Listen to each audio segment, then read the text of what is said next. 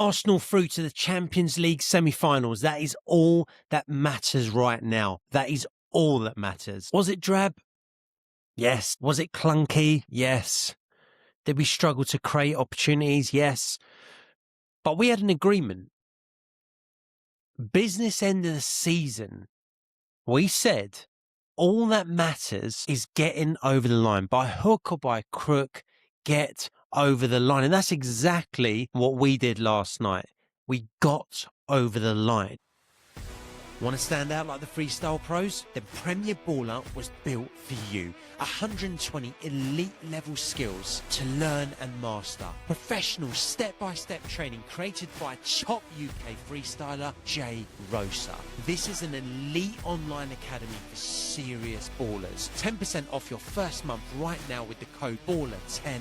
Your game is about to change. And our reward is we face a very beatable Atletico Madrid side. A right we earned from our form in the group stages, finishing top. Hey, we're on the better side of the draw.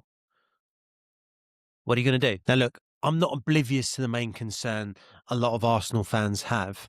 We all have it, actually. It's just how we portray it out into speech, right? We're basically struggling. Our front line isn't firing at all. But let's not forget, and again, it's easy to say this, but, you know, people come up with, but you would have taken this at the start of the season. But that does ring true. We would have taken this scenario at the start of the season. Back-to-back Champions League semi-finals, top of the Premier League with 6 games to go. We would have taken that scenario, right? Even if our front line currently isn't firing. This is back-to-back Champions League semi-finals, something that we've never done in our history. Against an Atletico side, as I said, it isn't the same side as it was from 10, 11 years ago when it was making Champions League finals. It was, you know, within a couple of penalties in a penalty shootout from winning the damn thing against Real Madrid. This isn't the same team. They haven't been in a semi-final for almost a decade. So whilst the concern is there and we shouldn't ignore it, we've also, as Arsenal fans, got to enjoy the journey. It was never going to be easy, but we would have given anything 5 years ago to be in this position, to have this scenario. We can't be all doom and gloom about this. And whilst we're not scoring, there still are some positives we have to talk about. We kept another clean sheet.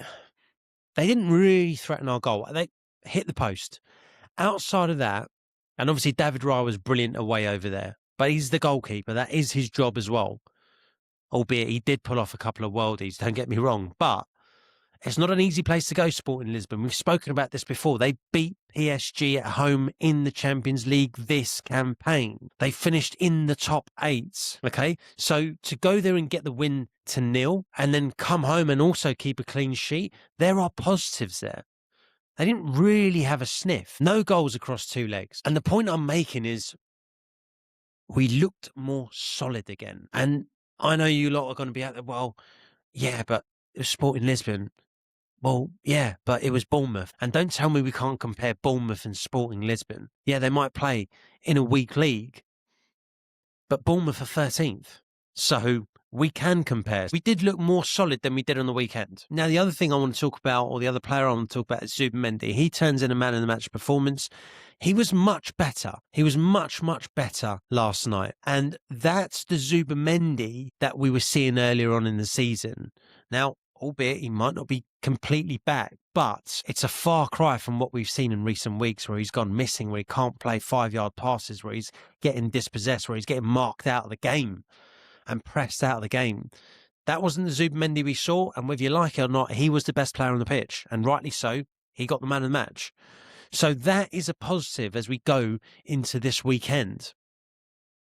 Kai came on, and we actually had an outlet. Gyökeres was completely ineffective, unfortunately. But Kai Havertz came on.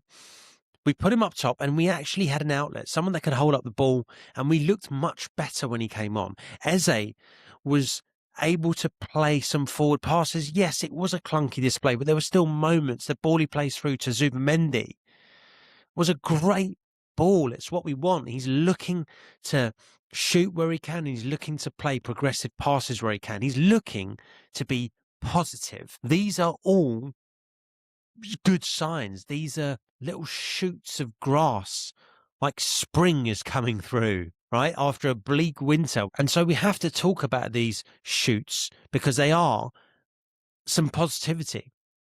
When we all know the downside, we're clunky up top, we can't score goals, but, newsflash, it's ugly, but our front line isn't Diaz, Harry Kane, Elise, right? Our front line isn't Vinny Jr., Mbappe, Rodrigo, Arda. Our front line isn't Kvaratskhelia, Dembele, Doué. It's Martinelli, Noni Madueke, and Gyökeres. So whether you like it or not, this ugly, grind-it-out style of football actually represents our best chance of getting over the line. And that's exactly what we did last night. We got over the line. And we can continue to get over the line like that in Champions League. Yes, some people might say it's anti-football, it's boring, it's dull, whatever. But you have to have an antidote to these magical front threes that you've got at Bayern Munich, PSG, Real Madrid. We haven't got that. So we have to have a counter. We have to be defensively incredibly solid. And if we can be defensively incredibly solid, then we've got as good a chance as any of the other three teams left in the competition. Any one of these four can win this year's Champions League.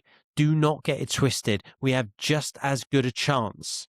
It's knockout football because everyone's going to complain about Arsenal's brand of football and everyone's going to glow up Bayern Munich. The same Bayern Munich that went 15 rounds last night, by all accounts, against a not very good elite Real Madrid side. We've seen better Real Madrid sides over the years. They went 15 rounds with them, and it took a Real Madrid red card and an 88th minute goal for them to go through. For all of their class, for all of their style, for all of their quality, Bayern Munich, coming up to the 88th minute, still weren't sure if they were progressing or not. They still needed a goal. And they got the goal against a 10-man Real Madrid. So we can glow up Bayern Munich and we can criticise Arsenal. But when it was the 88th minute, Arsenal were guaranteed going through. At the time, we didn't need to score. Sporting Lisbon needed to score. Right? Bayern Munich in the 88th minute did not know if they were going through. At that time, they were looking at the potential of penalties. So yes, there's problems. And yes, we need to find that early season robust nature to our game very, very quickly. In fact, we need to do it in the next 3 days because we travel to the Etihad and our downturn in form has coincided with City playing their best stuff of the season so far. So it's not ideal and City are no Sporting Lisbon. We've got 3 days to fix it. And I'm starting to see shoots of at least some defensive solidity coming back compared to what I saw against Bournemouth, compared to what I saw against Southampton, compared to what I saw against Man City in the Carabao Cup final, right? So there is reason to be optimistic. Hincapié is back. I love Hincapié. He makes us defensively more solid straight off the bat. Mosquera, it might not be the most progressive right back we've ever seen, but in the absence of Timber, it's got to be him. He's defensively more solid than Ben White is right now. Who would have thought we would have said that at the start of the season? But that's true. That's the case. And if Zubimendi is starting to rediscover a bit of form, that is not going to be a bad thing. Everyone's talking about goalkeepers at the moment and David Raya playing out some dodgy passes yesterday. Well, David Raya never had to pick out the ball from his net in either of these two legs. Or Neuer, who everyone talks about right now, has been one of the top goalkeepers in the world, even at his age. He's been in great form. Had an absolute nightmare last night against Real Madrid. So, defensively, if you've got Raya, you've got Mosquera or Timber at right back, you've got Saliba, Gabriel and Hincapié, and a Zubimendi that's heading in the right direction again, right in front of him with the Declan Rice there. Look, City is still going to have to break us down. Now, this is a Champions League podcast, right? This particular podcast. So I want to just stick to the Champions League and we'll be doing a City review in more detail, or preview rather, in more detail. But we do have cause for optimism here, as I was saying. Back in the Champions League semi-finals, again, back-to-back, consistency. So however we're set up, it seems to be working in the Champions League. We're the only unbeaten side in the Champions League this season.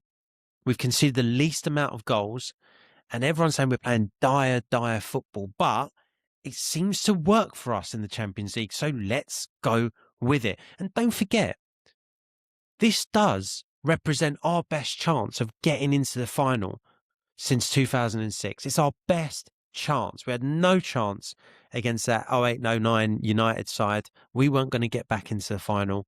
I know we played them in the semis then. Last season, we came up against a PSG team who were way better than us.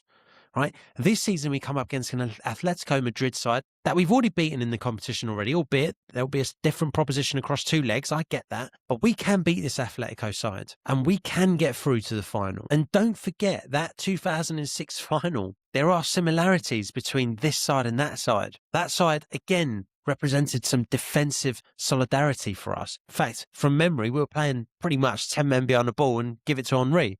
Now, we don't have a Thierry Henry, but we do have a better defensive unit, a more organised, structured, robust unit that will stand us and has stood us in good stead so far in the Champions League and also in the Premier League. We're still top. Let's not forget that. So we have defensive solidity right now, least goals conceded, most clean sheets, and still unbeaten. Let's take that positivity into this weekend and also into our Champions League semi. If you have any thoughts on what I've also discussed in the whole of this podcast, I will respond to every single comment. Obviously, if you like the content, it is a brand new channel. If you can like and subscribe, that would be super helpful. Hit the notifications button. I will be releasing a preview on Man City as well. So keep an eye out on that, on the Man City game. Lots to talk about there. But for now, it's job done in the Champions League. We're back in the semi-final, guys.